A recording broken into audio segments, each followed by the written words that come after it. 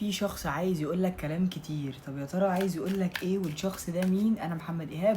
كمل معايا الفيديو للنهاية وتعالى نشوف الشخص ده عايز يقولك ايه وهو مين بالظبط. لو اول مرة بتشوفني فانا محمد ايهاب، واعمل لايك شير اكسبلور الفيديو، اعادة نشر ليه او ريبوست ليه عشان يوصل لاكبر عدد، الفيديو يثبت على المنصة. تعالى يلا كده نشوف الحجز القراية الخاصة. تواصل معايا الارقام اللي قدامك على الشاشة او على الخاص، بعتلي رسالة وهقولك كل التفاصيل باذن الله.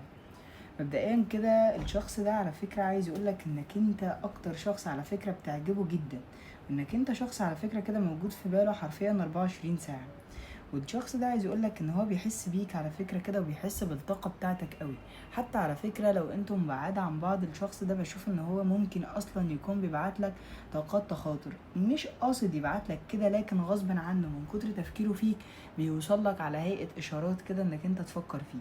الشخص ده برضه على فكرة عايز يقولك ان هو بيحبك على فكرة اكتر ما انت متخيل، وان الشخص ده نفسه كده يتلاقى معاك ويبقى فيه كده طاقة قرب بينك وبينه قوية اوي. الشخص ده برضه عايز يقولك على فكرة ان هو دلوقتي على الرغم من انه بيبان ان هو قوي وبيبان ان هو عنده كده طاقة مسؤوليات، لكن الشخص ده على فكرة عايز يقولك ان هو من جواه ضعيف جدا، وبيبقى على فكرة حاسس كده بضعف قدامك، ان هو مش قادر لا يرجع لك ولا يعترف بمشاعره الحقيقية اتجاهك. الشخص ده برضه عايز يقولك انك انت شكلك الخارجي بيعجبه جدا، وجسمك كده والطريقة بتاعتك كمان بتعجبه. طب الشخص ده مين بقى؟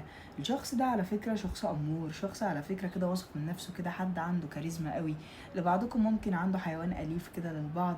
وبرده الشخص ده على فكرة شخصية كده طويلة، جسمه كويس، جسمه رياضي برده للبعض، أو الشخص ده عنده موهبة فنية أو موهبة رياضية برده، دي حاجة واضحة معايا.